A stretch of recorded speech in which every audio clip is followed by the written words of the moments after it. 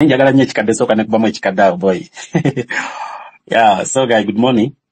Yeah, I wanted us to have some few hours to talk about, especially the Uganda Law Society. They're going to elect their president, and it's one of the things that affect us directly, especially us that have been directly involved in this civil rights protests and all that. Yeah, I'll explain that when we decided to invite people, and especially the lawyers and all that, our biggest focus was Uganda Law Society. But you find like Uganda Law Society, it's one of the things that has been compromised in Uganda, and but they don't take a step. For example, there was a space that was organized by Serwanja. I don't know if you attended it. Serwanja invited the president of, I think it's Agora that invited the president of the Kenyan Law Society. At that time, we are, I think, in the second or third week of the mobilization of the protest. And the president of the Uganda Law Society never appeared in that. They appeared, but they ran away. No, that first one. No, they don't appear actually completely. And it's like inviting President Ruto to Kenya, and the President Museveni doesn't meet the president of Uganda, you know. So that's what happened. So normally, Baibalama, they tried to avoid at a later stage where they saw that every Ugandan was really talking about it, and after getting many pressure, people writing to them, sending emails, and tagging them in so many posts, and actually seeing that something is moving, they came. So that's where you see that they came on board, but we don't know exactly what they stand for. We have never known what they stand for because they have never actually Kenyan Law Society, how they were doing their things in Uganda Law Societies. We also and they are going to come and act on an illegality where they are supposed to give a direction, we are supposed to do, they actually don't do. So that's why like ordinary Ugandans must get involved, must have a say in Uganda Society elections. In fact, tutulonda naye naffe twetaaga okumanya ani agenda okutulwanira, because these guys are bebatulwanira mu makooti, beba challenging amateeka amafu, beba challenging all those things like you see in other countries. So yeah, that's what I can say. Of course, we can share ideas and all that as probably other people can. But for me, I've seen so many people coming to contest. I don't know them personally. I've never met them. I just see them on social media and all that. But I would feel like a Uganda Society tujibanja to stand for Ugandans, to stand for amateka amachamu, amateka gakolebwa, and anyone avayo na imirira n'abantu, of course people will want to support that person. So we need to know who is standing for the people, which president, which aspirant is standing for the people, which candidate is standing for the people, and also who is going to be for us. That is it. So yeah, I want to maybe even I'm suggesting that even we have a presidential debate in Ebola, because we are talking about the civilized group, which are the lawyers. Civilized lawyers are civilized people. So for me, I'm even looking at that if we can even have a presidential debate, lawyers debating on the public auditorium, or even streaming it live on social media, because also they have many followers, and getting live feedback from the people, asking them questions. Because at the end of the day, Law Society does not only represent lawyers. It doesn't only represent lawyers. They also represent us. Because lawyers, it's just a fraternity of lawyers, but they represent us. Because at the end of the day, it is not lawyers that are in problems. It is the ordinary Ugandans that are in problems. So we need to be directly involved in whatever they are doing. So I gave you a brief background of the Uganda Society and how they got involved in the March Parliament and all that. So I will continue, because normally I was talking to Buruma, but I will continue to explain how this Uganda Society came on board on March Parliament, and how difficult it was for them to join. It took long for them. It took a lot of pressure. It took a lot of writing, emails, tagging them and all that. We've seen that so many lawyers were coming here and directly telling us, Uganda Society is fake. That one is fake. They will not, that one is fake, like that. So we really need to see, that, anyone that is elected by the Uganda Society, Ugandans, ordinary Ugandans can have a say on, because at the end of the day, they represent us, the ordinary Ugandans. They fight for us as ordinary Ugandans. So we are going to be talking about that. Who do you endorse between Atukunda, Isaac, and Kipaalu? For the small space, I really didn't manage to tag Kipaalu. I will see how I will do that when the space continues. Please, Buruma, have the mic. Yeah, thank you, MP Suna. Yes, I think we're in a country where all institutions are being captured. Yeah, because Uganda Law Society of recent, we have observed that they're acting contrarily, because when we demand for the prisoners, they always shock us again. They're siding with the state. They're acting as if they're part and parcel of the state. And we can observe this from the recent court. Remember when Chagulanyi went, President Chagulanyi went and met with the former Law Society representative Wangadia. You remember what she stated? Honestly, it shocked the country, because we thought these are people who are on our side, who are to fight justice in the country. But it seems this institution has been compromised, has been hijacked, and I'm not quite sure. And what I'm sure about, even these contestants probably they've been planted.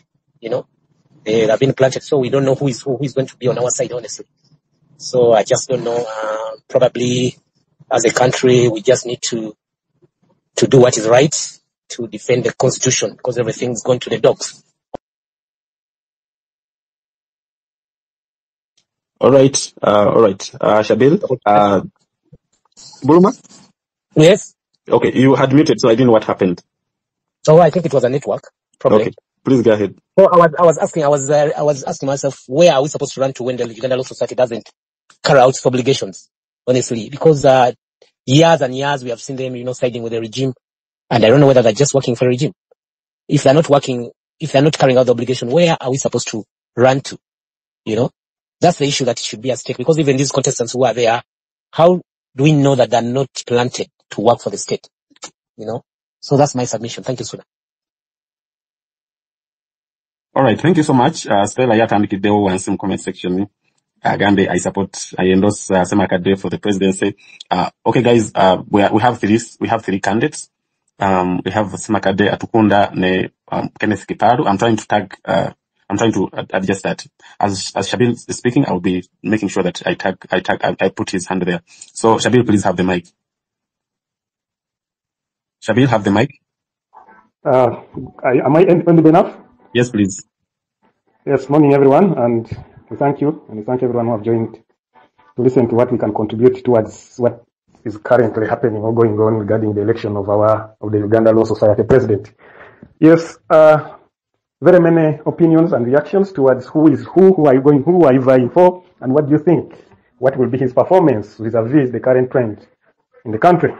When you look at the background, I'm not a lawyer, I'm an engineer by profession, but who is also an activist, who has engaged in very many battles regarding how the government have oppressed the common man or the common citizen in terms of equity in terms of social justice, and how we can improve based on the current. Yeah, as far as it stands, I am very confident by the aspirant by the names of Isaac Ssemakadde, who I believe, to my own view, I don't know whether I'm still audible, but there's a problem with network, but I think I can hear you. You're audible, please. Oh, that's great. Yeah, I don't know I hear there are three, but as far as it's concerned, I know only Isaac and another gentleman. But based on my experience, I love and I like the way rebellious lawyering is working out in Uganda. The unprecedented time right now in this country calls for rebellious lawyers. Rebellious lawyers, the likes of Isaac, Aaron Kiza, and others. These are, and Malema and others. These are guys who you would want to hear their side of the story. These guys strive so much, and they have an aspiration and a vision of a practice in such a way that they fight for the common man, the common citizen, the poor, the one at the grassroots level. Their vision is not at a small scale. Their vision is for every Ugandan. Their movement is a movement of change at the grassroots level. They don't dine with the gods of this world, who are the likes of the people who think they will rule us by giving them the crabs on the tongue. They dine with the common man, the common citizen. When you look at the current trend in terms of what is happening in the country, you wonder and you ask yourself, yes, everyone recently have been arrested and a lot happened. When you look at someone will urge and say, Bernard Ounda has done a lot. Yes, it's commendable. Other than he has been running here and there at the police stations and in the courts of law, Uganda Road, everywhere, dispatching his team of lawyers from the Law Society to go and help a common man. But other than that, what other deliverables other than issuing up statements in social media? What other tangible things they have done as a law society, which you can say have improved the lives of the lawyers or the legal practitioners in their association or in their society? That's one thing. Two, Bernard Owundo, when you look at Gimara, when you look at that Bamulika called the Bamulika Kinobe, I'm sorry to use that harsh word because I've never been good with that gentleman, that Kinobe gentleman. And the Fiona Moore.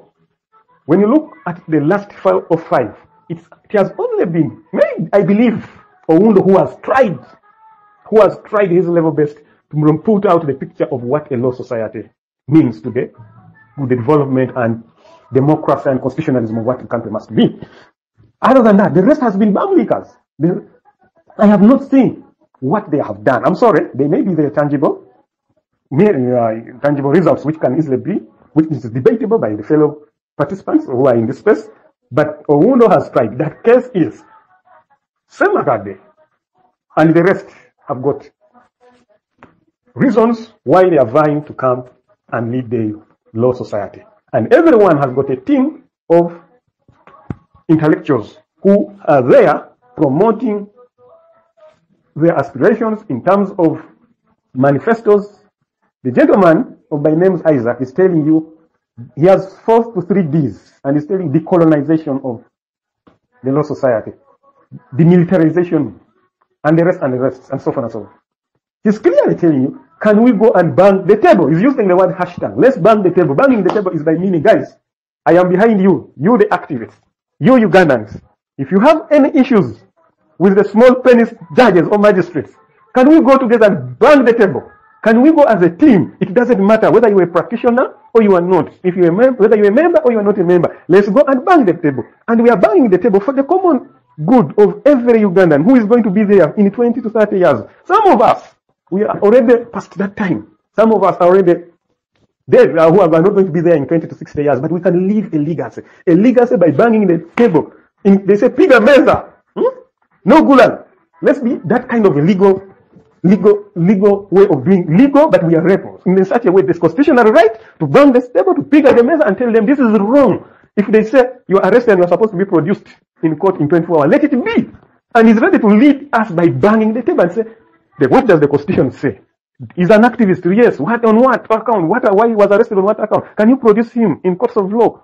And that is why you say, let's bang the table. That is on the side of the activists. He's saying, look, young lawyers, don't demean yourself by lowering your standards as the way doctors have done it in Kololo, kneeling down to the president. I hear one of the legal counsels is organizing, and I think I don't know whether they call it Thanksgiving or an appreciation or meeting the president. It's a mere fact. It's more than going like what the doctors did recently. The young doctors who went to Kololo and kneeled. What kind of an embarrassment and an assault is that to the profession or to the extra? How do you kneel for the president? You are kneeling on him for what? You have been there for 4 or 5 years in the institutions of learning, having night sleeps, making sure that you master this profession, you must and become an expert and explain to the citizens, to the Ugandans. But as a lawyer, a young lawyer, whether you're in this platform or you are not, or you're outside there, you should not engage yourself with all the knowledge and the values to be headed to go and president and kneel. Because tell me, what else are you going to tell the president? Why don't you gang behind the law society and tell them these are our issues? These are the issues we want to be solved. These are our opinions and reactions regarding to constitutionalism, regarding to human rights, regarding to the way how we are treated by the senior lawyers. Go to the law society, but you shouldn't be bulldozed and taken to the president. I urge every young lawyers or the counsels or the professionals in this fraternity, please listen to yourselves. Ask yourselves questions. Is it right to front Ssemakadde with his cause, or is not the right person?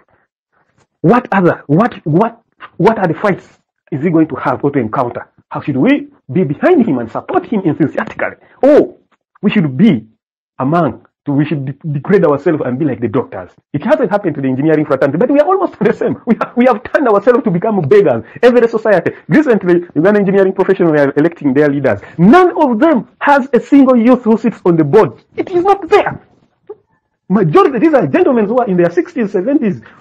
They are the leading members in Uganda Engineering Board. And you ask yourself a question. How many of those engineers represent the interest of the young engineers who are always coming up from the universities? And where are they deployed, other than them being on the streets of Kampala, turning to be a problem? These are the real issues. It has turned today. Last time it was the lawyer, it was the doctor. Sometime back it was the UNATU, the teachers, something. The other day it has been, now the lawyers are fronting their cause. Tomorrow you are going to see us engineers also saying, no, enough is enough. We also want to go to the president and kneel and beg. Is that the trend we want to take? Is that the way we want to live? So we believe these people, the lawyers, we call them the land brothers, because they interpret for us the law, and we use them every day in our day-to-day lives, in one way or the other, more especially in the current trends whereby we are disagreeing and we are rejecting and we are not marrying any idea coming from the way how the state and how it operates. So we urge everyone. I propose, and it's my own opinion. You can agree with me or you can disagree with me. But I'm saying, if you are ready to go and bang the table, if you are ready to go and piga the meza, if you are ready to go and say no gulag, if you are ready to go and say enough is enough, we want, if Shabil is arrested, 24 hours we need him in the court of the law. If not, Isaac, the president of Law Society, I'm coming with a team of lawyers to dispatch and ask for his constitutional right. So, personally, I think Ssemakadde has got the right cause. He's there ready to lead this. We don't know whether he will change, but I think, depending on his manifesto and what he's fronting, is the right guy. I beg to submit. Thank you. Oh, okay, thank you. I want to ask you, did he attend any court session this time? March Parliament and the protests that have been Fantastic. there? Fantastic. I am well versed with Aaron Kiza, and Aaron Kiza is a long-time friend to Ssemakadde. I personally was not produced in courts of law, but there are trends where I've seen Ssemakadde moving hand in hand with Aaron. Whenever you see Aaron at the festival, don't tag Aaron to Ssemakadde. I asked you specifically. Okay. Because I know Kiza, so don't tag Ssemakadde to Kiza. Okay. To answer that, I can officially and categorically say he has been there. And I have seen him not once or twice. I can give you examples if you wish to ask him where and when. Yeah. Give us when he appeared in a protest. In the last protest, he didn't specifically appear because I wasn't there. But I've seen him in cases of human rights law, in the cases of violence in Hoima. I have seen him in the High Court in terms of human rights in the Masindi High Court. These are the experiences where I've seen him representing the common Ugandan who has got no single penny to hire a lawyer to come and represent him. In Masindi High Court and in Hoima, I personally speak, he has been there. Maybe in recent times I've seen him behind this lady called, who was in Makerere, Stella Nyanzi. So basically those are my experiences with him. I've seen him, and that's why I am answering based on where I've seen him. Other than that, maybe others have better submissions. Besides. Okay, thank you so much. Thank you so much. Any other question? No. So thank you so much. I was just asking to be so much specific of what I wanted to know. Yeah, I've seen him in Hoima and I've seen him in Masindi, and I have references on that, and I have pictures where he authoritatively took on his legal practice and represented the brothers, and I can testify this and tell you that he has been there. Though he's a kind of a person who has a divergent way of how he does his things. Basically, that's on my side. Okay. So thank you so much, guys. We're talking about endorsing social media. You guys and everyone, we are not lawyers, and I don't want someone to come here and say you guys are not lawyers. Why are you discussing these things? No, it's lawyers that stand for us in courts. So we are not discussing the laws. We are discussing the choices according to our feelings, according to our priorities, according to that. So someone shouldn't come here and say, but you guys are not lawyers. Why are you discussing these things? No, we are discussing because we are the victims. The lawyers stand for us. Most of us are activists. So we please, Shabil, mute your mic. We need these people. So please mute your mic, please. The seriousness over president means the seriousness means that the country will have many activities by the activists. So when you see that Uganda Society was slow, like someone has mentioned, I think Buluma mentioned, during the time of Kinove, it was very slow. The time of is it Hall, that lady, was also very slow. And also, yeah, in the times of Ound also, it has been slow. But it took a lot of work by activists, by also social media users here, when we are mobilizing march to parliament and all that, we really saw that they were slow to come on board. Most people wrote to them. I don't see Lady Florence here. She's not here. She personally wrote to them, posting handwritten letters on her timeline, in the emails and tagging them and also that. So like 2 ladies, I think, and Melanie also. So finally, around the last week of mobilization, they came on board. And, they on the protest day, they also came on the street and they stood as Ugandan society. Specifically, I'm not talking about individuals, but Ugandan society. So at the beginning, even lawyers themselves were criticizing the Ugandan society for being a state agency that doesn't work for people, but works for the interests of the state. When you see that Ugandan society right now is, stretching somehow to stretch beyond what they used to do, you can really see that, you can confirm that Ugandans managed to do something. And that's like a small space that you see that we have right now. Ugandan society trying to act. So they're going to be voting their president as a fraternity. They'll be voting their president. One of the persons that is standing is Ssemakadde. Ssemakadde has been standing, I remember Ssemakadde, he stood against the Computer Misuse Act that was brought by Honorable Sereko. For me, that's where I vividly remember his effort. He fought that. And then, there's Atukunda, who is the secretary, who has been the secretary general. Secretary, I can say, let me not just confuse words. He's the secretary of, the current Ugandan society. He's the secretary. Saba Wandisi wa Ugandan society, Atukunda. And then the gentleman called Keneth Kipaalu. I don't have much information about him. But, interestingly, these people, bali basatu bokaboka. So, normally, like, we can really see that only 3 people, which means, the votes won't be so much scattered. So, who do you support? You can, request for the mic and endorse your president. We have, you can really find out according to you, according to what, and all that. Yes, there has been a lot of things happening in the recent March Parliament also, where Ssemakadde criticized the activists and all that. So he lost some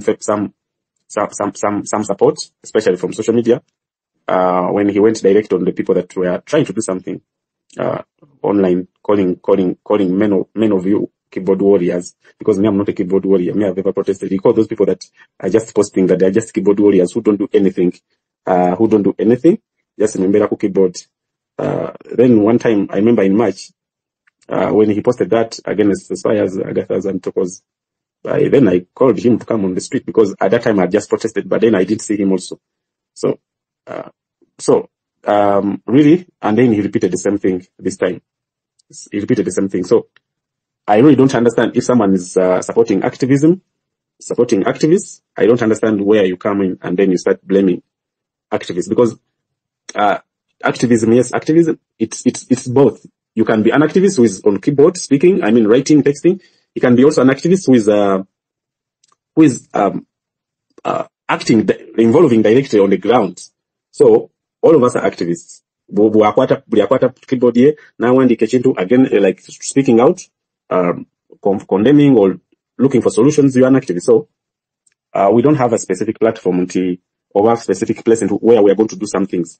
So blaming this one or this one's not doing this, like he blamed those Agathas, for them they are just keyboard warriors. Blaming these ones are not acting, like that. So for me, that's where I really feel like it is not consistent. If you are an activist, because advocates are also activists. Advocates are also activists. So if you're an activist, you don't blame the other activists for not doing enough. If you feel they're not doing enough, you also go and do the same thing, because you also have the same potential of doing the same thing that you think they're not doing. So I really don't find myself blaming. I only blame those people that where I am not able to do, because for me, if I cannot sit in the office, I'll blame the person in the office who cannot use his office very well. But if I can sit in that office, then I won't blame people in that office. So anything that an activist on the ground can do, including protesting, you can also do it. So you don't have to blame someone for not doing something that you can also do yourself. Yeah. So for me, that's how I see. But I've given you some brief background. I think Bulma talked about, the other one talked about Kinobe and all that. I used to see Kinobe when he was a president. By that time I wasn't so much into activism, but he's a kind of person who used to be a normal person, like normal, not really like you say, like he's fighting for people. He just living a normal life of that. No wonder when he stepped down, or when his term ended, his colors came out. He started speaking against the same principles that the Luganda society stands for, and he supported live on TV, supporting torture, supporting government oppression, and all that. He tried to stand in his constituency in Eastern Uganda, and good enough, he lost. So that is Kinobe. I don't know much about the lady. So now we have seen Oundo is also going. So we need to see that the Luganda society is active in our country, because these are the people that interpret the law. There are so many things going on. There are people that are being tried in military courts. There are people that are being charged, civilians that are being charged in military courts, and all those things. So for me, that's why I was suggesting that we need to have a debate, a presidential debate, and we ask these people questions. Yes, they might not be here, but when we have a public debate, presidential debate, we can also have opportunity to engage with them and ask them questions. One of the things that we don't have in Uganda is a public engagement.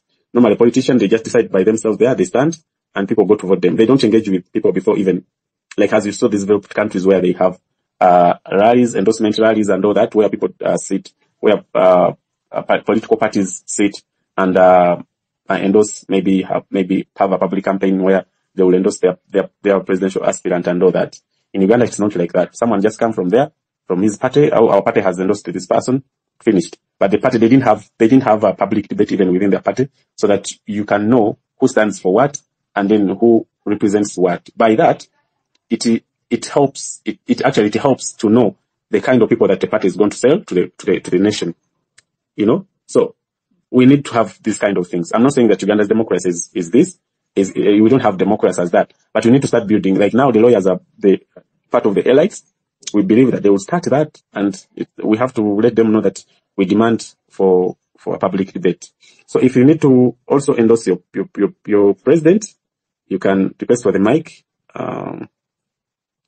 You can request for the mic and endorse your Uganda Society president. I think for me, I have already endorsed mine, so I've already endorsed mine, and yeah, I've endorsed mine, guys. I've endorsed mine, so it's up to you, people.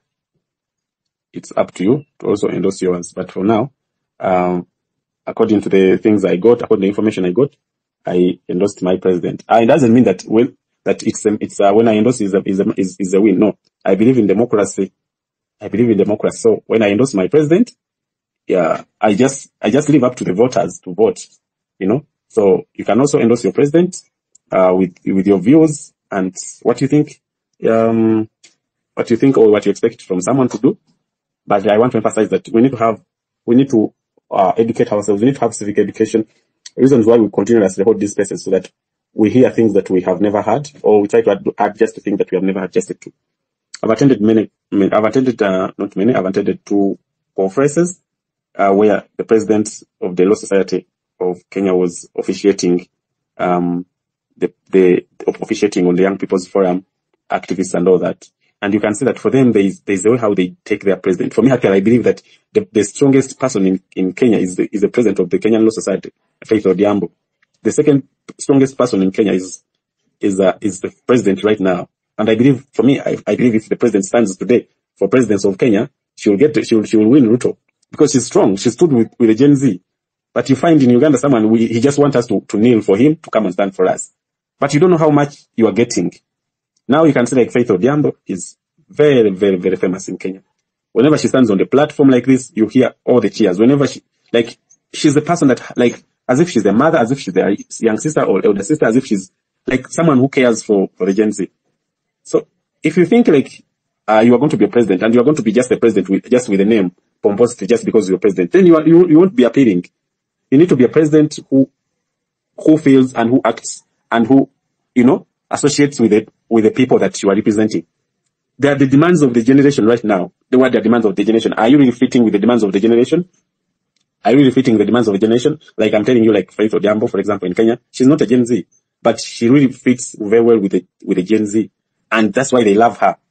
You can see like they really associate with her. There's the way how they connect with Faith Odhiambo. And when she just comes on the platform like this, everyone will cheer. But then in Uganda, you find someone calling himself president. But then Like you're not with those people. You don't really connect with those people. So you must first of all understand the kind of generation and the kind of people that you're standing with.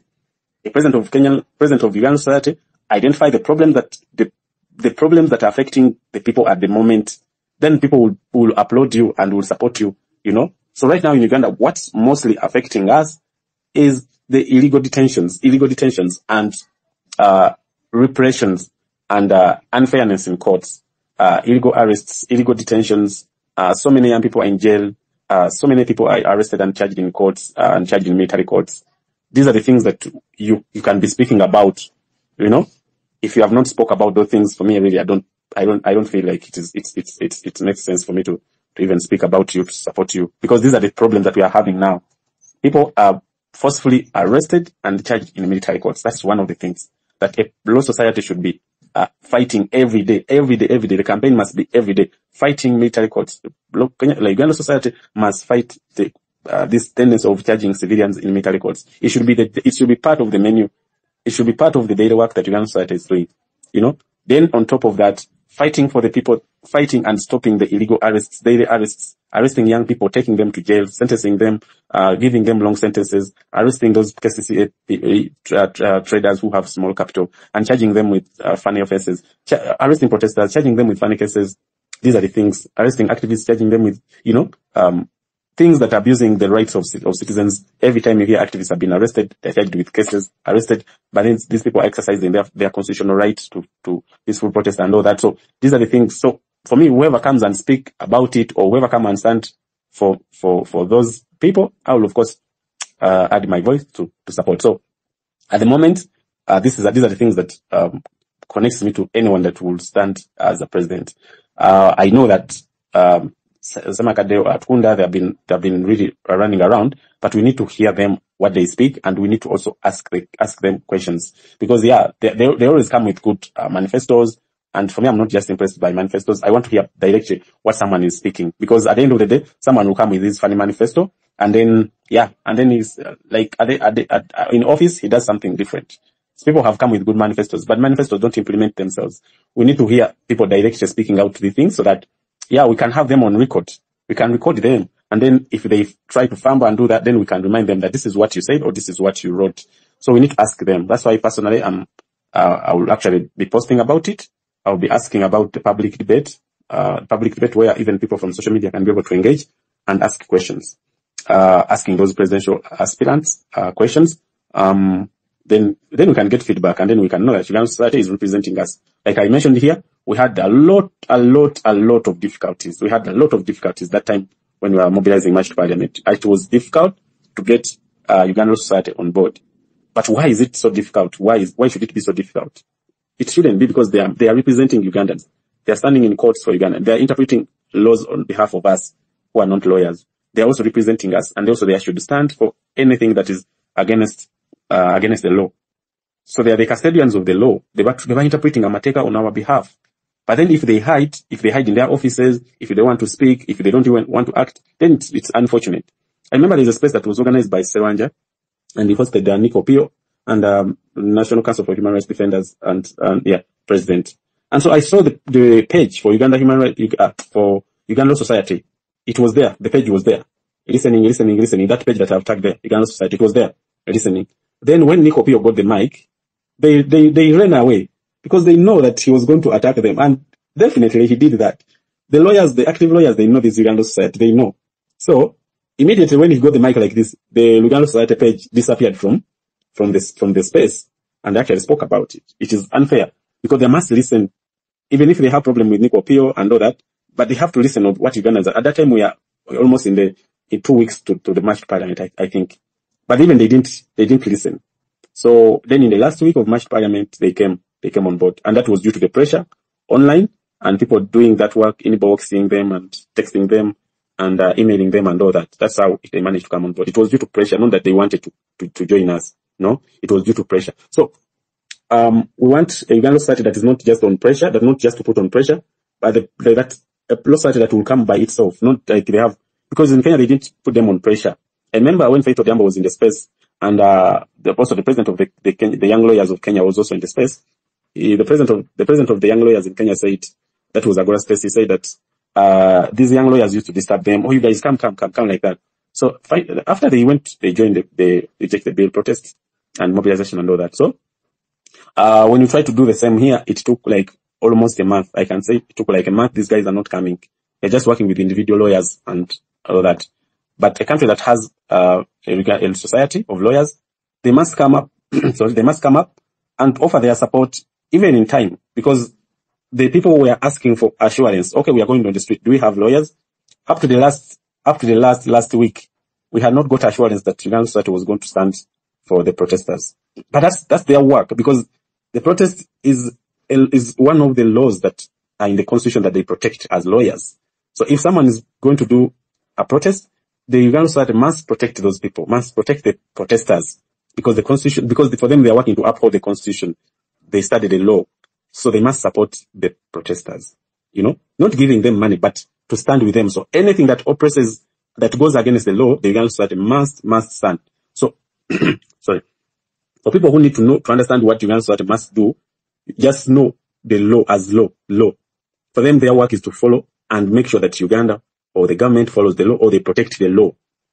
Even much I'm not a lawyer, but that's how I can even directly translate it, explain it, that Uganda society their work is to uphold and protect the law. So whoever abuses the law, the Uganda society goes against them in the legal way, advise, and anything. So we have to understand that yes, we might have personal lawyer, but on the national level, when there's a crisis of abuse of law, Uganda society must come up and stand and speak. And must come out, stand and speak against abuse of law. That's why I was starting and I said that one of the things that are going right now, abuse of law, is first of all, arresting civilians, brutal arresting civilians, is wrong. So Uganda society is doing nothing about it. Secondly, is trying civilians in military courts. That is, it is illegal, but Uganda society is also quiet about it. Thirdly, detaining civilians for above 48 hours. So many people are arrested and they're produced to court after a week, after 2 weeks, after 4 days, after 5 days. Regardless of whether you have a status or not, it is illegal. Torture by police and abuse of power by police, those are illegal. So Uganda society must every day be speaking about these things every day. Extrajudicial killings. Whenever you see extrajudicial killings, the Uganda society must come always and speak about it or take action about it, or even drag people in court who are abusing those rights. Also, the police brutality. Uganda society must every time be speaking about it, because this is abusing the law. And these guys, for them, they studied the law to protect the law, to protect the constitution. So those are the things that I've tried to explain to you so that you can understand the mandate of Uganda society. But like we said, in Uganda society was captured. The state infiltrates all trade unions. Trade unions here, I mean the associations of workers, associations, like that. They're infiltrated, like someone was mentioning, the teachers trade union was infiltrated. The Uganda Medical Association of Medics, it was also infiltrated. So you find like they don't really come up where you expect them to come. They don't. So, you find like where you expect Uganda society to come up and denounce, make a statement. For example, last time Bobi Wine was shot, and then you saw the person that was brutalized, where you expect them to come up and speak, they don't speak. I don't want to confuse Uganda society and Uganda Human Rights Commission. There's a difference. But anything that abuses the law, Uganda society must come out and speak or make a statement or take action. Sometimes they even go to courts and challenge rules or regulations or bills that abuses the rights of citizens. So that's the Uganda society. I don't know how much I can explain it, but I'm trying to explain it in even the way that I understand it, as not because I studied law, but how I understand it. That these are the things they do. When the government brings a law that is going to oppress the same rights that are in the constitution, the Uganda society should be the first to join the people that are dragging the government or parliament to court to challenge those laws. So, but seriously, when you look at the timeline of Uganda society, when you go and click on Uganda society, you won't find any activism in them. No, you won't find any activism in Uganda society. Uganda society is a platform of law activists. I can say that. It's a platform of law activists. These are activists who are protecting the rights of Ugandans in the constitution, according to the constitution, according to the laws. So, we must understand that when we engage Uganda society, we are engaging them on the matters of law. Yes, we are not lawyers, but we know at least the minimum thing that they must do. If you have been protesting and you are holding a manila paper and you are arrested on the street just like that, that is illegal. So the first institution that must come up to demand for your release, it should be Uganda Law Society. Regardless of your status in the country, Uganda Society must be able to come up and stand. So yeah, that's where we are. So these are the people that are going to elect, the people that are going to elect their president.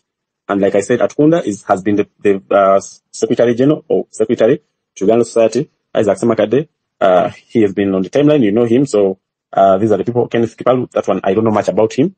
Yeah. So I really request that when we happen to have a space with the Uganda Society, when maybe they open up a space or anywhere, let's demand that we have a presidential debate where we can have these three people on the panel to engage with the people, with their electorates, engage with the voters, but also engage with the Ugandans, because we really think like we should ask them questions. I want to ask Ssemakadde, I want to ask Atukunda, I want to ask Keneth Kipaalu the things that I feel that I need to know so that I can be in the safe hands, so that next time if there's anything happening to me, I don't have to run. I don't have to be scared.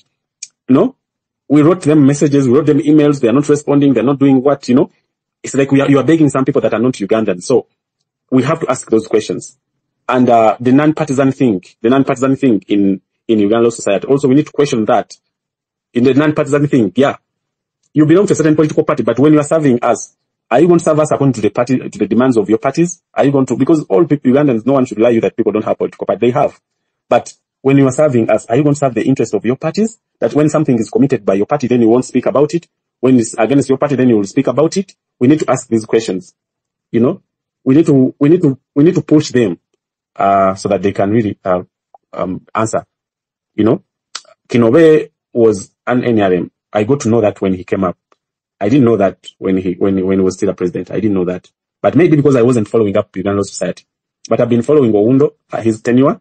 I also followed the lady. But then we need to now to open our eyes right now. Maybe I've not been following Oundo, the outgoing president.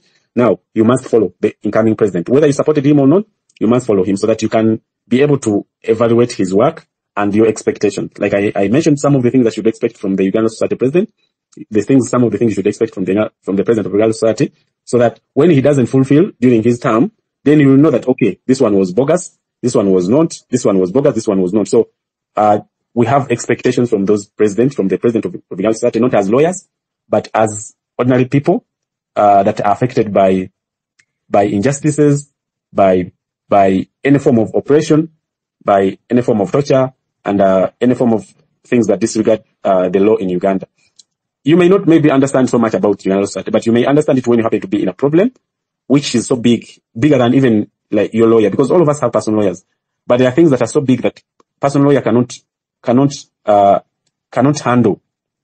For example, the issue of detaining people beyond 48 hours.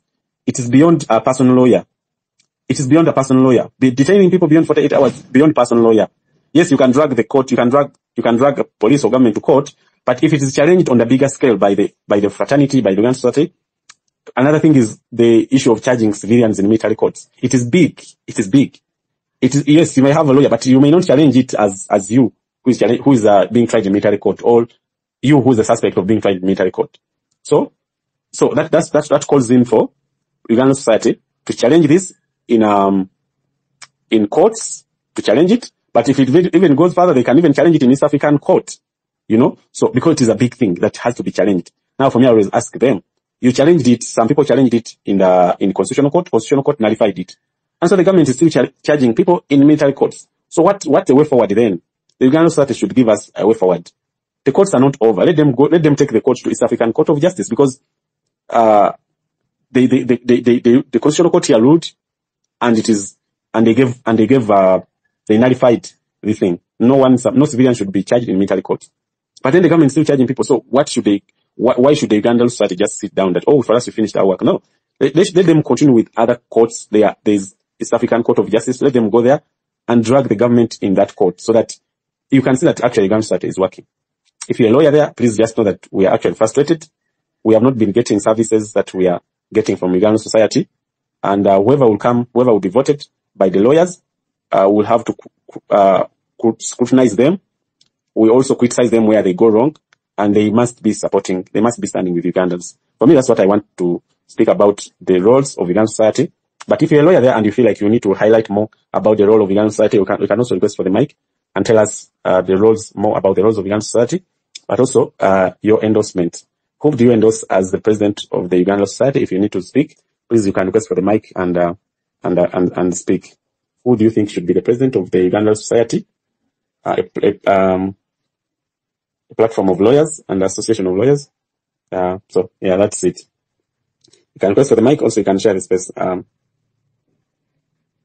You can request for the mic and also share the space. Yeah. So extrajudicial killings, looking for justice for victims. Like in the morning, I shared an incident where the wildlife rangers killed a 10-year-old boy in Sebei, sub-region there. Those are the things that should be addressed. But on the bigger scale, these things happen. So Ugandan society should be able to address all those big things because they happen. People are killed, extrajudicial killings. The Ugandan society should be able to sue the wildlife so that the family can get justice. There's also, the legal aid. They have a legal aid, department, which provides legal aid support to, pro bono or free legal service to the people. Those things, you see them in courts. When you go to courts around the country, you find the signpost of legal aid support. When you have a case that you cannot handle, you can't manage to finance it, you can go to the legal aid, and you talk to the lawyers. You find that some lawyers will want to offer free support, free legal support. So all that is done by the support of Uganda Law Society. Legal aid.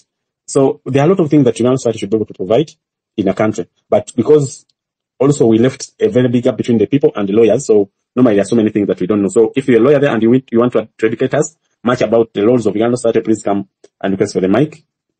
And also we are trying to talk about the president. So you can also request for the mic and endorse your president. Even if you're not voting, but you can still endorse. Who do you want to be the president of Uganda Society, and your reasons and all that. So that's why we are having this space for this time. I personally endorsed one president, but that's me. So you also have your president, the one that you can endorse. As you request for the mic, please also share the space.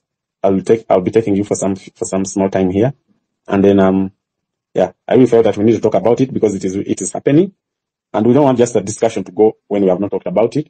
We know that they are going to start campaigning, but I was trying to highlight the things that we should demand. Whenever you see that they are campaigning, whenever you see any platform, please ask for a public debate. We need a public debate. We need to hear them speak. You need a presidential debate. A presidential candidates, debate.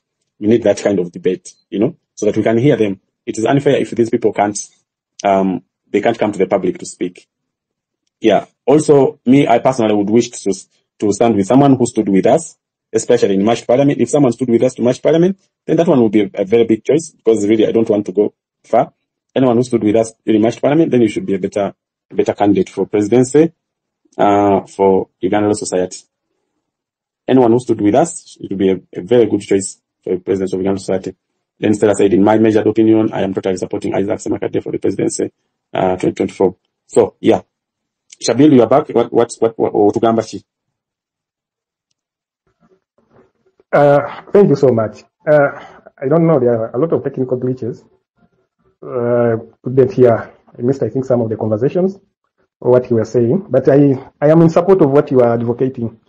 That whoever is here should feel free to request for the mic and share what he feels like.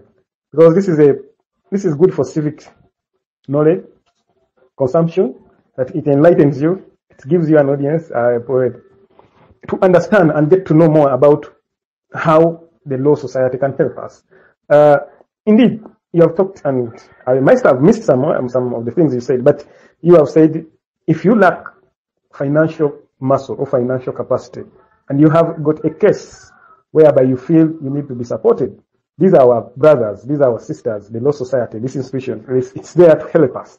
I really want to urge everyone that whenever such discussions arise, whenever such spaces are put here, ask questions, comment. We are here to disagree and agree in such a way that today some may not even know that this Uganda Law Society exists. Some may wonder, where are they located? If I want to go to a legal aid fraternity or a legal aid workshop where, so Uganda Law Society is a really, really fundamental institution in helping us shaping the future of this country, in that they provide a lot of roles, there's a lot which they do to us. Their roles are really fundamental as an authority in educating us, in regulating the practicing solicitors in Uganda, the advocates. The society really is more of a regulatory authority governing these advocates and lawyers. So when the time like this arise, whereby they need to elect their president or their leaders in different departments of a country or way of governance, it's good for the public consumption for us to understand what are the ethical standards of these professionals, what are the professional competence. We need to look at the quality of the services this law society, what they can offer. It carries a lot of functions in ensuring that we, the consumers of their services, we know who are they and who are their leaders. And if you have a personal lawyer, for example, you have clearly said you may have a personal lawyer, and you have cases, for example, human rights cases where you are arrested and your people doesn't know where to start. This institution, this authority here, or they are the one who can come in and help you out, or help your people, or help anyone who is behind you by approaching them, reaching out to them to see how they can help you out through in coordination and support of your private or personal life. Just like you have a personal private doctor, it's the same thing. You may have a private doctor, but you need to visit more to understand this professional body. If your private lawyer is mishandling you or is not doing beyond your expectation in terms of issues related to human rights and others, these are the people you must reach out. And it's good to understand their roles and functions. And how do they help? How can they help you in case your private lawyer or personal lawyer has failed? So, issues of discipline, compliance context, it's really key for us to understand. And as you're understanding that, you also need to understand who are the leaders who are vying, who are the people vying for these roles or these positions, and what are the professional ethical standards do they consider when they are going to vote? Because it helps to shape the kind of a person you want to be, and in enlightening you with the knowledge at your disposal that tomorrow, this is how you can handle to deal with a lawyer. If you have decided to become an activist and you are going to go to the street because of the brutal kind of the system or the governance of this country, how do you approach and how the law society come in for you? So you start by educating yourself and understanding the structure of how they operate. Basically, it's a very critical discussion. Me, I am passionate and I feel obliged to contribute with my little, which I feel, because we look at the situation of compensation fund, or for example, a human rights lawyer. Today, you may be brutally arrested, brutally mishandled by the police, imprisoned, and you want to file a case against the state. The question will be, where and how will Uganda Law Society will help you? And in case you win a case, how are you compensated? What are the steps you are going to undertake? This law society helps us in shaping us to understand so much in that even if you are in the diaspora, you are there. You need to know the law society of Uganda helps me in what ways. And if I am here vying for this aspirant, what are the professional ethical standards should I look at? It doesn't matter. We may have divergent views on who you are vying for, but it doesn't matter. You must look at what are the additional guarantees can I have on this person that if he takes up this position, he will be there for me. Are you getting me? I don't know there are some things. I get you. Oh, good. So these are proactive monitoring practices that we as citizens, we must undertake. These proactive practices helps us to understand our role as a Ugandan, that today this law society is in the process of electing its leaders. As they start their campaign, what are the things I must look at? For example, is a president, a person who is vying for any position in the law society, is he supposed to be a member, and of what age and of what period should he have been in the practice? You can question yourself and ask yourself in that, and also engage yourself in joining in case there are spaces like this or others where they will be, I believe they will start hosting. Go there, get to learn. Ask yourself questions like, should he be a certified professional? or an advocate, or a lawyer, because a counsel and a lawyer may be different, but I think they are the same. We may have lawyers here or counsels who come and help and educate us. Some of us we are engineers, we may not. Is this supposed to be certified? If, for example, you're an activist, or for example, you have been arrested, is your lawyer supposed to be certified, or does he have to have an advocate firm? So if what are the questions you must know, you must understand to know, to get rigorous. This is like I say, a rigorous kind of an enforcement you put to scrutinize the law society and the lawyers you deal with every day. Look at things like complaint handling. For example, there has been a contradictory statement when Bob Wine recently had a scuffle with the police when he was shot, and the hospital. You understand? We are living in a democratic system whereby we have got different political party we are aligned or we are in. But get to understand, to know that yes, yesterday it was Bob Wine who was shot. When he was shot, the Zambia hospital issued a report that there was a statement where they are saying Zambia is lying, the tap which was put, there are a lot of statements which you can ask yourself, such complaint handling, how does lawyers handle? And if it comes to you as a personal level, ask yourself, how does my lawyer handle my complaint? And if he fails to handle, how do I approach law society? In what form? Okay? Participate in understanding the lawyers and their law society when they are going to vote or when they are campaigning. What issues do they look at as the young lawyers and these ones, the seniors? What are the things they look at? You as a citizen, what are you looking at? Are we looking at him being proactive in the media? Are we looking at his jurisprudence? Are we looking at his activism in terms of how he helps us when in human rights? We get scrutinized. We need to keep learning to know and understand these lawyers. It doesn't matter, the indifference may be there on who you are vying for, because it is democratic. But we need every day to look and understand. More especially, I'm looking at complaint handling. And the lawyers handle us differently. You don't have the legal fees for a lawyer to handle your complaint. What kind of improvement procedures and can a lawyer put for you to say that he handles your case? Or you as a poor or a broke citizen who have got a lawyer, before you go to a legal aid project, which is under the law society, you are a private lawyer. How does he handle your complaint? If you go there, how are they going to handle your complaint?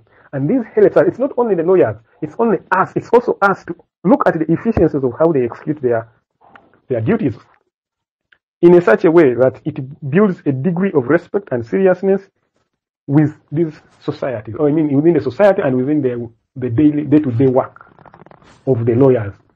Most especially, the topic here is all about who are you looking at and what are you interested in. Who are you looking at as an aspirant, and what are the things you are interested in him as an individual, and what are the milestones as he set for you.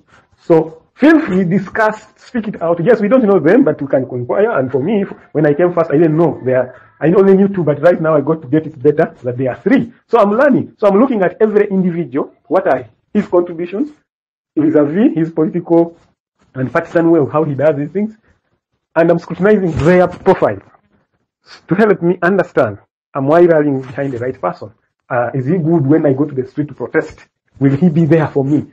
And get to know more and more. That's what I think. And I believe we can keep the civic space moving and going. Thank you. Thank you so much. I also have to accept others to contribute better and for the good of this public discussion. Thank you. Thank you. In fact, that's why I pinned their handles there, so that you people who may not know them, you can be able to visit their handles and see exactly who are the people that want to become presidents. So their handles are there. Those are the names of the people that want to be presidents of Uganda Society. As you are here in this space, you can be still viewing their spaces, their timeline, and see, and then you can make a conclusion. See the exact person that you may think will be best for you. Even if you're not going to vote, you really feel like, okay, this person, his views or her views probably represents what I stand for and all that. Yes, Nita must resign. Thank you, MP Ugandans on Twitter, and thank you everyone else. Thank you, comrades, for turning up. This is good. This is a good topic. Always we have to be on the current affairs of the country. We will have to be active on that, and I thank you for bringing this, MP. So for me, when it comes to Isaac and all these other candidates, of course, if it was a normal situation, we would be just looking at their maybe professional acumen or their ability, their capacities, all the cases they've won. But right now, we have on our hands that our country is not in normalcy. So we have to look out for other things before people make this decision. Obviously, I'm not a lawyer, so I won't be voting. But I hope what I say or what other people say is taken up by lawyers, and they translate that when they are voting, so that they don't vote for someone who is going to be another problem for us, or just emboldening someone with more powers. But for me, on Isaac specifically, I don't have anything actually personally wrong with him. But from the internet on the TL, just over the days since he showed interest, I've learned so much about him, many things that I didn't even know about him. And for me, if I was that lawyer, I wouldn't vote for him. First of all, that thing they are pushing that, oh, he's so smart, he's so good at his job, he's so good. Okay, yes, everyone is supposed to be smart at their job. So what's next? So do you mean that someone can kill your mother, and if they are so smart, they can just go away? Or someone can just come and steal something from your home, and just because they are smart, they can just go away? No. There are some things that also come into play. It's not just about smarts. It's not just about book smarts. It's not just about street smarts. It's not just about the degrees that you have. It's not just about Simani. People are saying that, oh, he was the best in his school. Simani, you never be. We also know that over the years, they've always been, even this year, there will always be smart people, the best students. So they're also there amongst us. So we live amidst smart people. So being smart should never be a reason for someone to take a pass. For someone to be given a pass so that they can do whatever they do. So that is out of the question. Then my other topic is the moral disengagement. We saw Isaac here when we were doing the protests, and people are calling him the radicals, kupiga meza, kuba meza when things are just for your convenience. When people needed you to piga meza when we were protesting, because if you ask very well, if you ask them why we are not supporting the March to Parliament protests, and someone can't give you a good reason, then you know this person is not for people. Because in all honesty, March to Parliament protests were one of the most uniting protests, because there were tribalists and all those other things. No parties, no whatever, everyone was participating.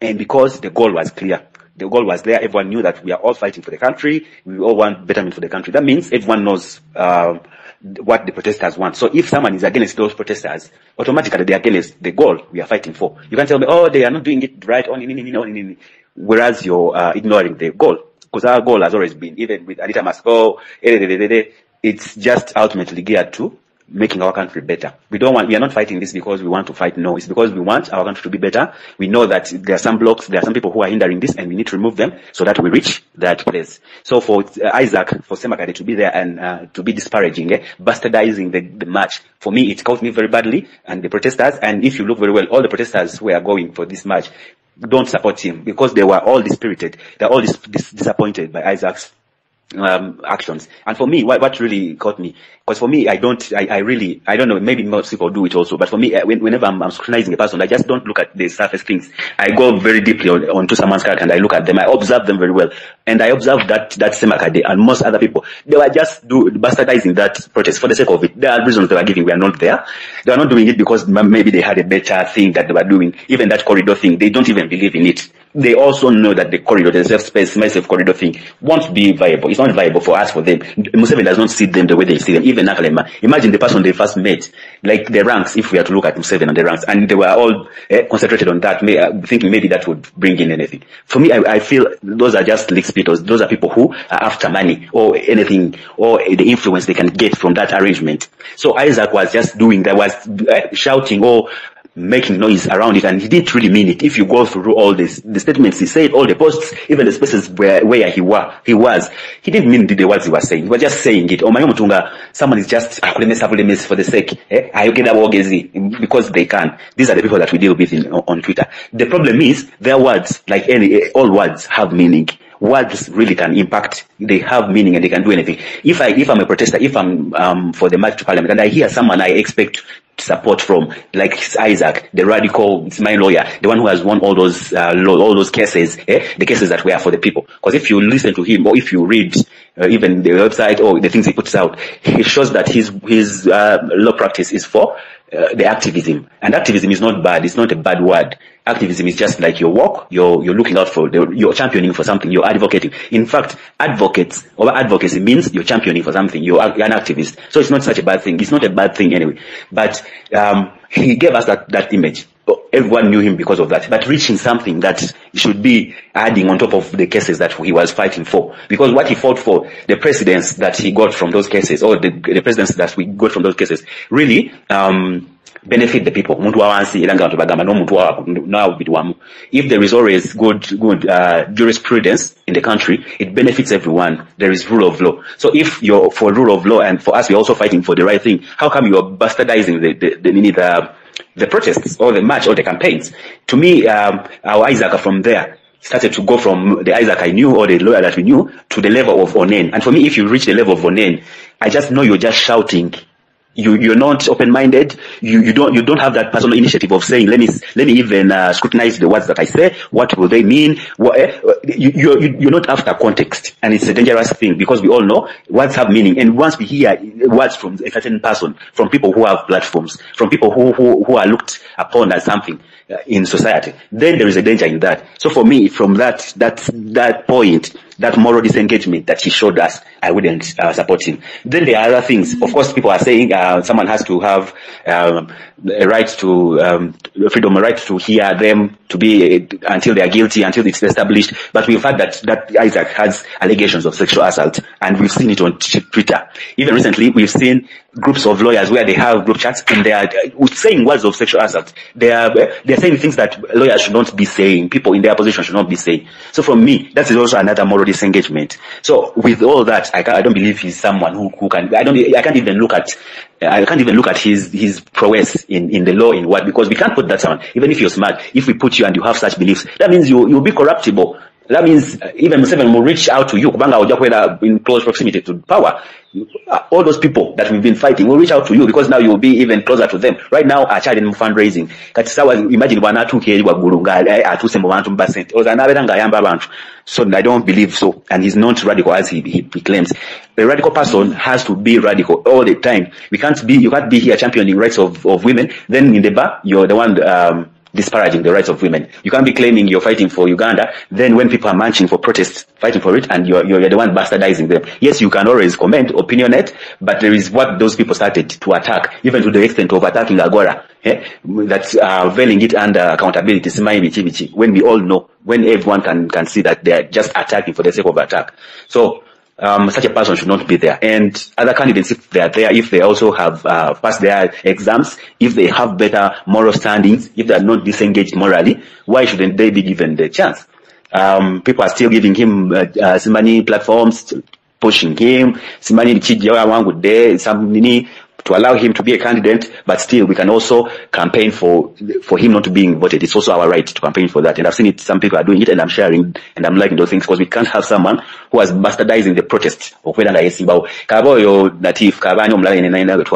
other person we saw bastardizing our protest, bastardizing our hope of fixing our country should not be seen as a good person until they fix themselves, until their opinions and their outlook on things happening in Uganda is changed for the better. Otherwise, tetwagala. Back to you, MP.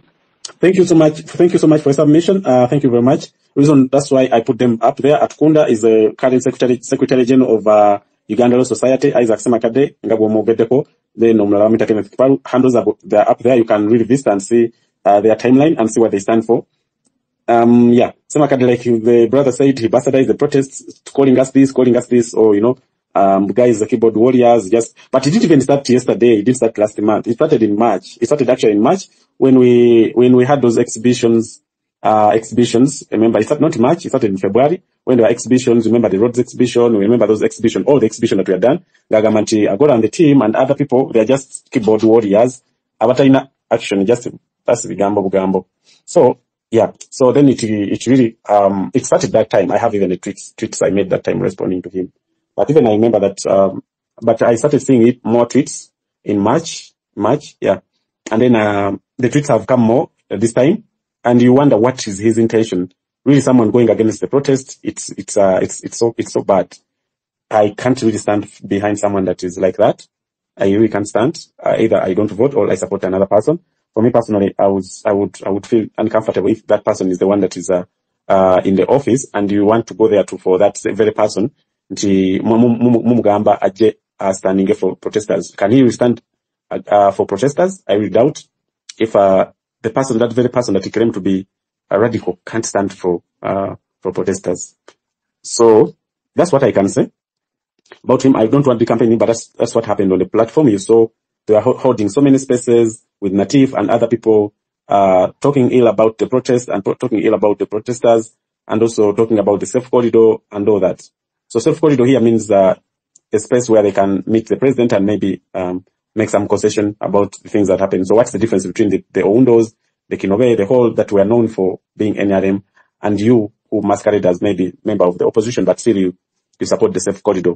So he's that kind of a team Natif, team Egesa, and that is the team. So I really don't believe that it is better to understand someone than like falling in there when you don't know the real intentions. For me, when I saw his posts, when I saw his fights against the protesters, even against the activists, I really felt that was uncalled for.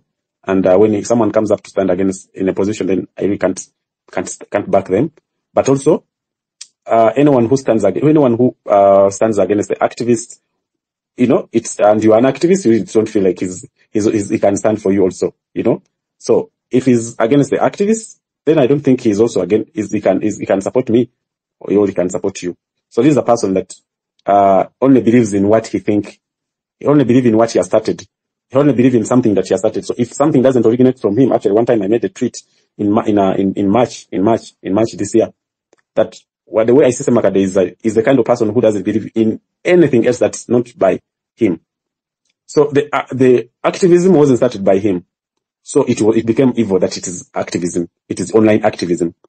Remember, he went against the Computer Misuse Act and he went on TV. You know, he went on TV and he went in court. So he used that as a milestone to put it in, like, he's the only person who can do that. Like, if he doesn't do, because we supported, remember last year we supported that, and we made tweets against Sereko, and also that famous program that he had on TV with Sereko and all that. They even drew cartoon, Expire and other people, they drew even cartoon from that space and all that. So everyone supported it, because the law was going to come against all of us who are using social media. So we had to support, and we supported. But then when you come back, and then you start speaking all these negative things about the activists, whether they are online activists or whether you call them street activists, is the same thing. So for me, I would not actually be supporting an individual that is like that and is coming to the office that would somehow fight for my rights.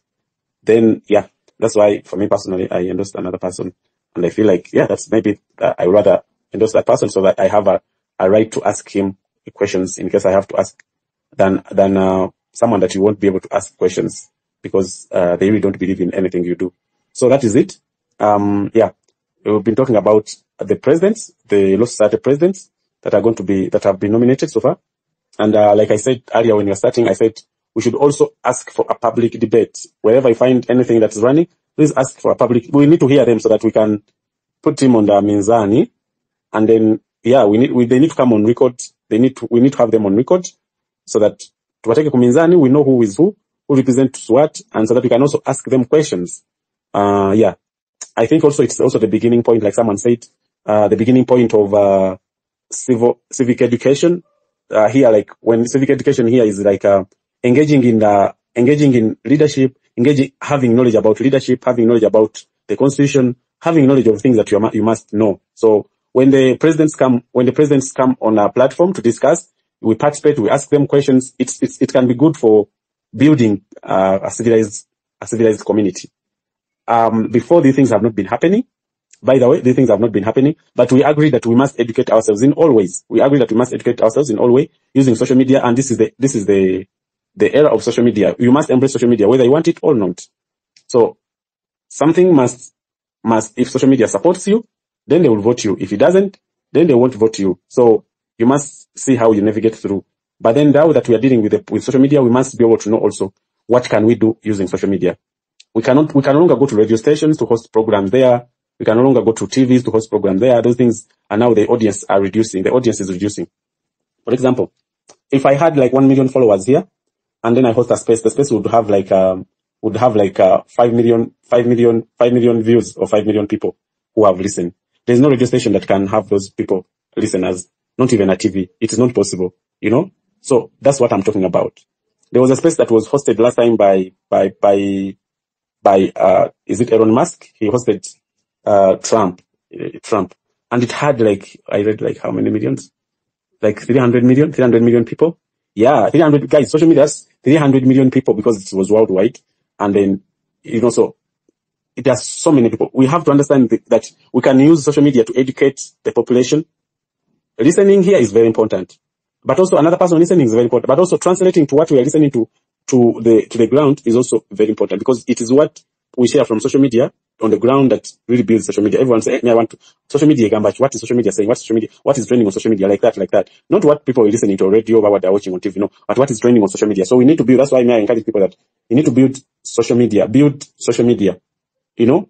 So build social media, and also make sure that you scrutinize, you have your choices on social media, you know? You have your choices on social media. And for me, like I want to base in all. And you want to be like, you can be good on TikTok. You be there and have a big audience on TikTok, you know, so that anything that is trending, as long as you will have a share. It is very difficult for me to manage accounts on TikTok or Facebook, on X. It is not easy. It's not easy. So, if you're a star on TikTok, manage your content on TikTok, because you can really manage the conversation that side. If you are good on Facebook, get like a follow Facebook, so that you know how to host those Facebook Live. You can host these conversations and like that, because in the era jetulimu kati ya social media, you know, jetulimu ya social media, abantu bagala hosting spaces, bagala hosting spaces, bagala kola bululu, bagala campaigning, bagala kola chi. They want to come on that platform. They want to use that platform. So use social media very well. Just know that social media now is the power. I don't know what you're up to.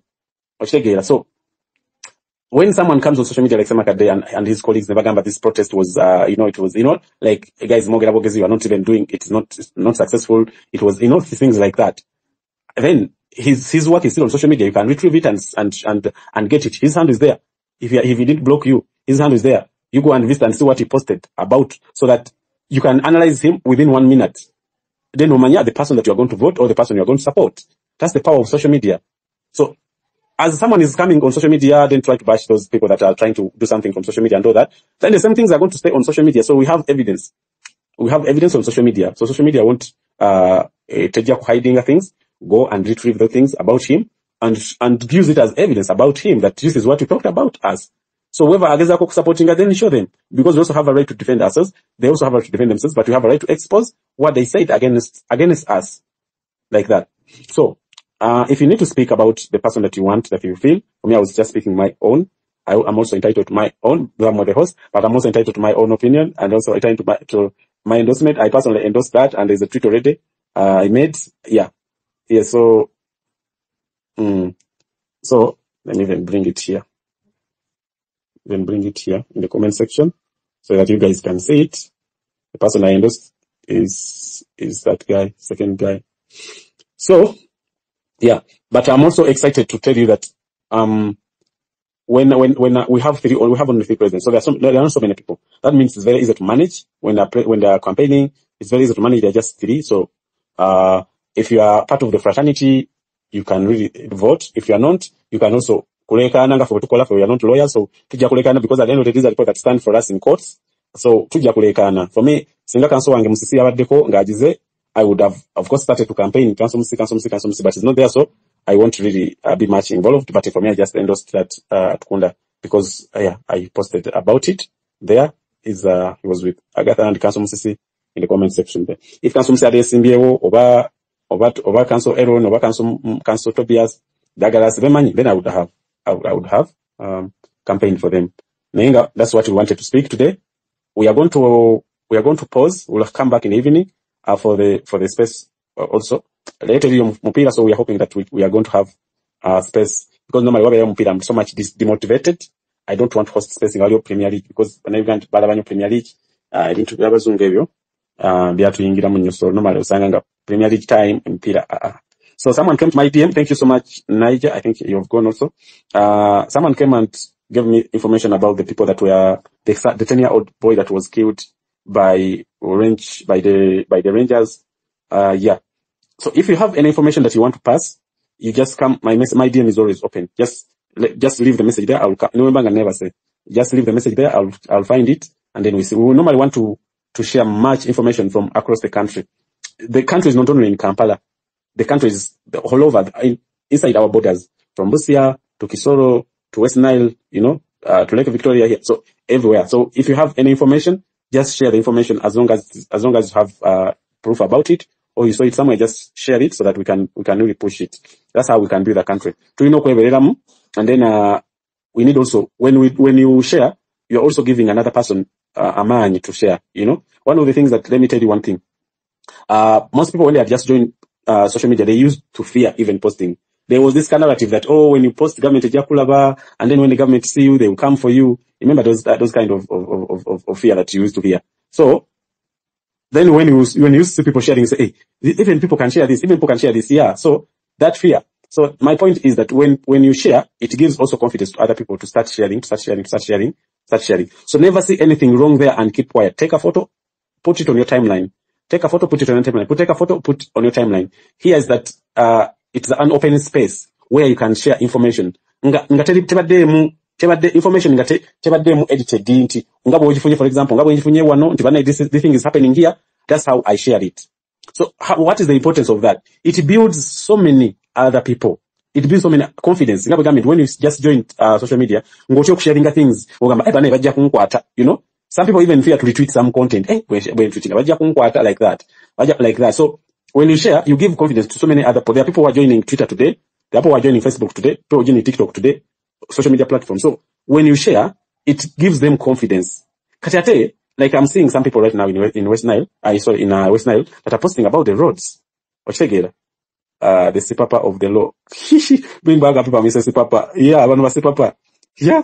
So, yeah, it's like, yeah, we have, Ngana we are tourism protest.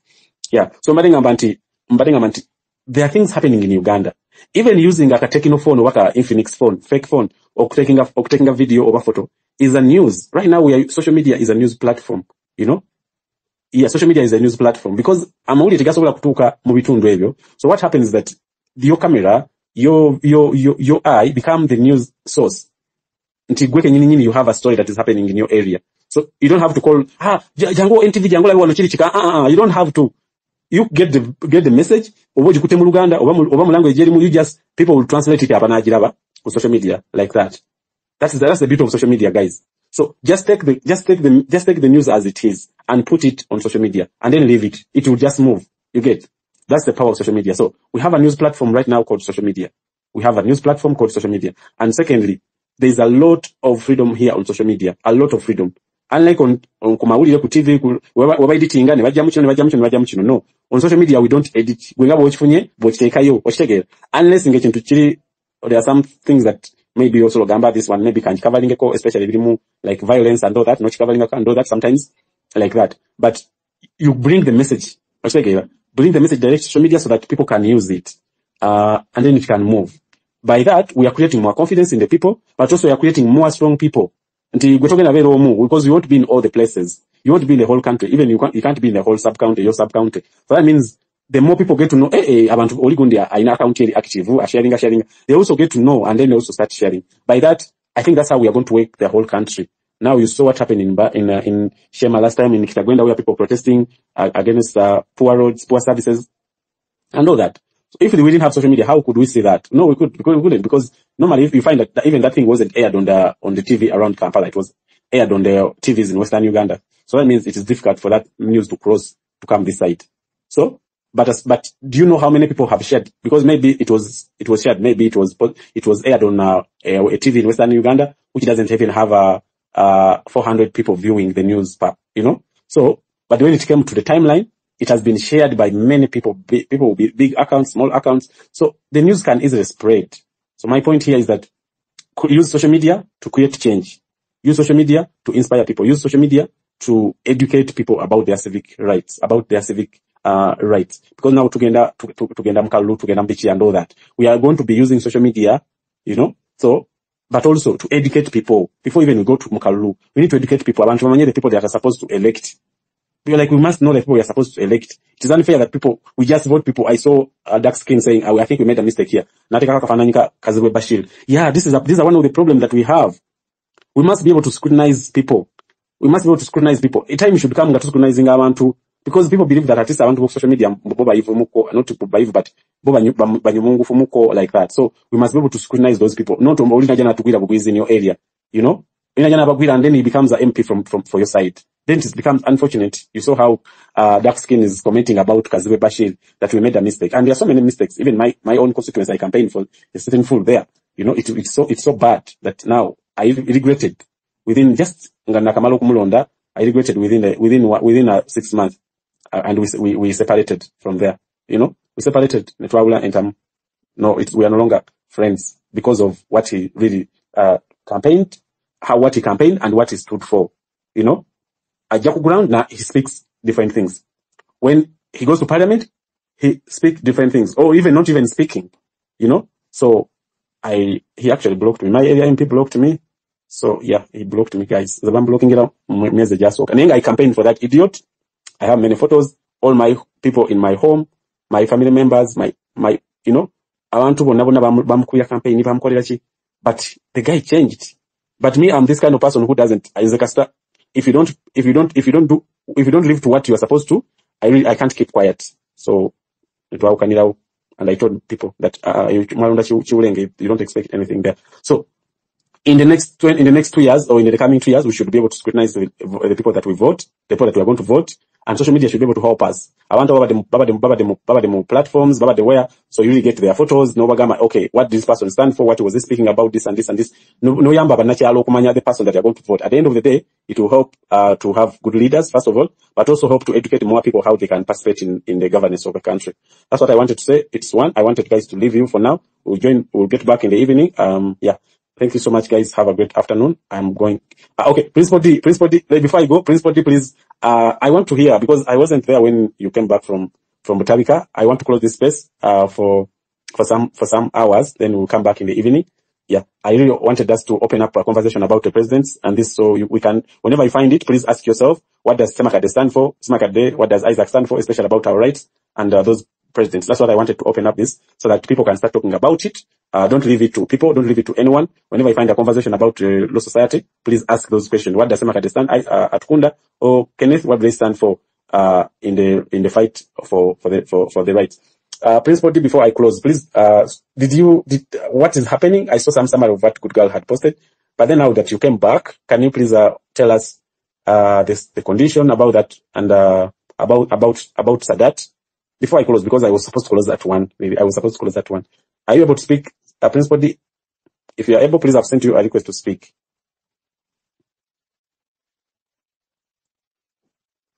Principal D, if you are able to speak, please accept that mic and speak. I'm able to speak now. You caught me unaware. Yes. Good afternoon. Yeah, now you're space by the way. I was going to close it at one, so it's good that you came. Yeah, we went. I don't know where you last followed up from, but yesterday we were there. Yeah,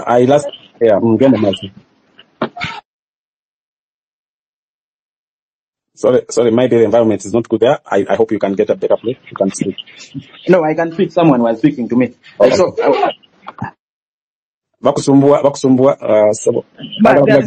I can speak now. Okay. So we went. Yesterday when we went, we managed to speak to the psychiatric nurse and even the nursing in charge of that ward where he was, and they gave me assurance they will take care of him.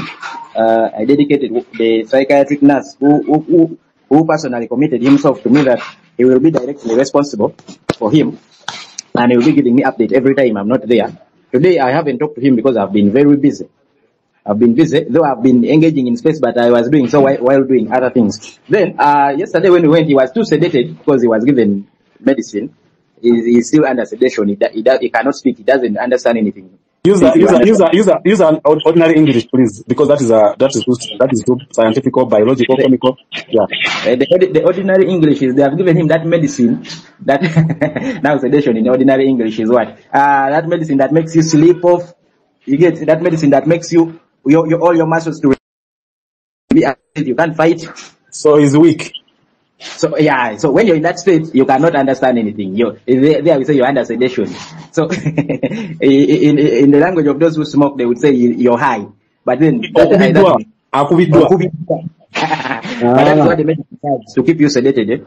So I understand you will be out of that sedation by Monday. So what we did was to give something for his feeding. That is the drinks. They said he needed drinks most as he's recovering from the sedation. So we gave for breakfast, lunch, supper. That was him.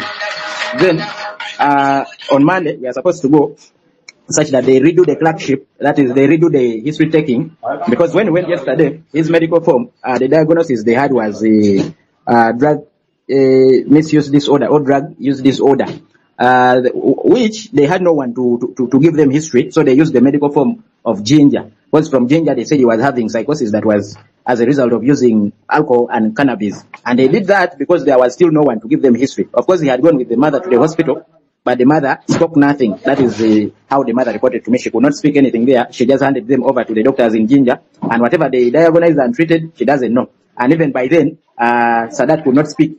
He could not understand anything. So whatever, now that is the challenge with the psychiatry. Mental illnesses, that every diagnosis you come out with is as a result of history taking. It is not like this other internal medicine where you come up with a diagnosis maybe after a blood test. You understand? So with psychiatry and mental illness, it is purely history taking. That the doctor asks how you've been and what has been happening to you, and that is what makes him come up with a diagnosis. And he's talking with you, engaging with you is what gives him the diagnosis. So with Sadat's condition where he can't speak, he's disoriented. That's how they came up with that diagnosis in Ginger, that was a psychosis secondary to drug use, that is alcohol and cannabis. But when I explained to the psychiatric nurse yesterday, he said now that is good information, because now he's a victim of police torture. It is better we go on Monday, such that the psychiatric clinician can take his history, the proper history, when I am there, such that they can come up with a proper diagnosis, so that history can be presented to the senior psychiatrist on Tuesday. Because if we don't go, the senior psychiatrist will still see this history that was written yesterday, that they based on the medical form from Ginger, of which from Ginger there was no history taken. So on Monday we are supposed to go there and they do a proper history taking and clerkship, and also order some tests. But then the final test will be ordered by the senior psychiatrist on Tuesday, after them explaining after the psychiatric clinician engaging with the senior psychiatrist, such that they can do an MRI. MRI is a brain test, a scan for the brain. I think you've heard of a CT scan. So after CT scan, we have an MRI. So he said we shall have to do that, such that the psychiatrist can come up with a diagnosis to see whether his psychosis is as a result of the police beating or is as a result of something else. Since this patient is a forensic patient, because he's a victim of police torture. So that was the engagement. Then the metro, yesterday evening, she called me because we were talking about Sando's slippers. Then she told me that we shall have to buy him slippers on Monday when we go. Right now it is not necessary because he's still sedated. He will even lose it. He will not even need it. He will not put it on because he will not be moving to go anywhere. Then maybe some other thing is I'm engaging with where he was staying, because I'm supposed to go there today. To engage with the landlord, and then I understand he had a roommate. I'm supposed to go and engage with the roommate, the guy who was staying in his house, and the landlord, such that we know what the landlord is demanding, where his property is. So that is what I'm supposed to go and do today. Yes. All right. Thank you so much. Thank you so much, Principal D. Thank you so much, the President of Medical Association, Uganda. So abalamuli kubyamwe, you're just masqueraders. So thank you so much. Thank you so much, my President of Uganda Medical Association. Abala just mediocres, bayayi babbi bafere. Bafukamira wansi kufuna emitwalo 5 ewa 7. So guys, mwebali nnyo webali ddala Principal D, webali nnyo webali ddala for the great work. For I think I was not in the space. I slept early, and then during the time, because you didn't come back, so we didn't know. But thank you so much for taking care and taking responsibility for our colleagues at that. Guys, bobango okubwako kutokubwa nnyo banna. It is not good okubwa nnyo obuntu omubukozesa mpola mpola.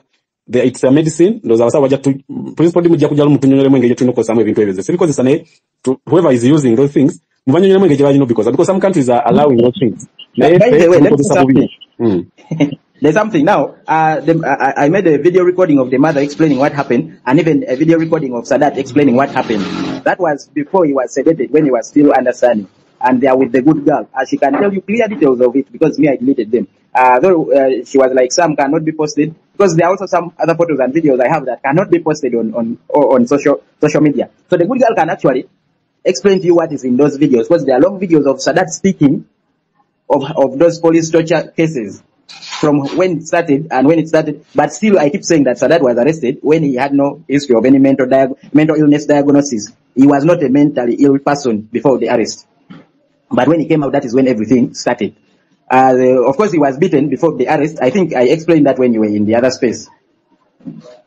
Yes, so his mental illness totally originated from police torture, not the use of alcohol, because he was a border man who was doing business day and night. So that is not the kind of a person whom you can say he takes alcohol to the extent that now makes him mad, or he uses drugs to the extent that makes him mad. Mira people take Mira. Mira doesn't make people go this mad. Yes, this simple Somali bonna bafadda. Singa bonna balaluka Somali.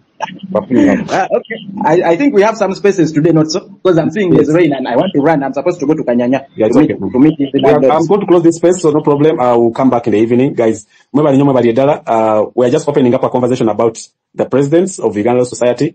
Who do you want to endorse as president? So you'll have also ask the Uganda Society to have a platform to debate, have a public debate, so that we can be able to ask them questions and all that. So we have opened up. Whenever you find any conversation about Uganda Society, please engage and ask those presidents that are aspirants, ask them what they stand for and why should Ugandans trust them? Because at the end of the day, they are not representing just the lawyers. They're representing Ugandans, especially ordinary Ugandans, because lawyers don't represent lawyers. They represent ordinary Ugandans who cannot even speak, who cannot do anything. So Uganda Society should be able to fight for ordinary Ugandans, and we ordinary Ugandans who are not lawyers should expect a lot from them. So whoever is elected as the president must be for the people, not just for only the lawyers. So tebatujamu chintu, because we are not lawyers and all that. I want to close this space, guys. We're supposed to close at 1. And thank you so much. We'll open the space again in the evening. Have a great afternoon, guys.